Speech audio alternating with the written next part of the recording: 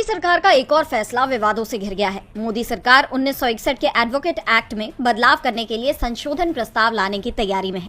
इसके लिए बिल का फाइनल ड्राफ्ट सामने आ गया है और लोगों से सुझाव मांगे गए हैं।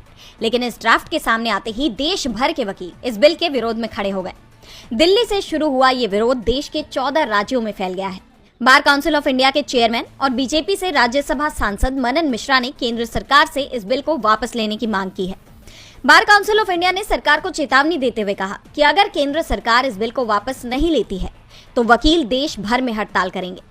बार काउंसिल का मानना है कि ये संशोधन उनकी स्वायत्तता को कमजोर करेगा और वे अपने मौजूदा अधिकारों की रक्षा के लिए संकल्पित है।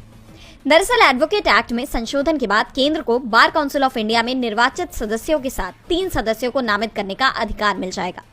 इससे केंद्र कानून के प्रावधानों को लागू करने में बार काउंसिल ऑफ इंडिया को निर्देश दे सकेगी। नए बिल की धारा 35A वकील या वकीलों के संगठन को कोर्ट का बहिष्कार करने, हड़ताल करने या वर्क सस्पेंड करने से भी रोकती है। इसका उल्लंघन वकालत पेशे का मिसकंडक्ट माना जाएगा और इसके लिए अनुशासनात्मक कार्रवाई भी की जाएगी, जो इन वकीलों को मंजूर नहीं है।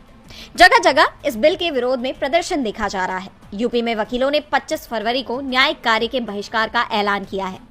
नई दिल्ली बार एसोसिएशन के एक्टिव सचिव एन शर्मा ने कहा कि भारत सरकार की नीति शुरू से ही दमनकारी रही है।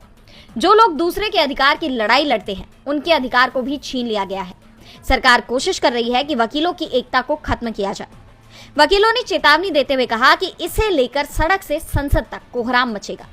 वकील सरकार बना सकते हैं तो सरकार गिरा भी सकते हैं। ऐसे में अब मोदी सरकार इस एक्ट को लेकर बुरी तरह से फंस गई है। अब इस पर सरकार क्या फैसला करती है, ये देखने वाली बात होगी।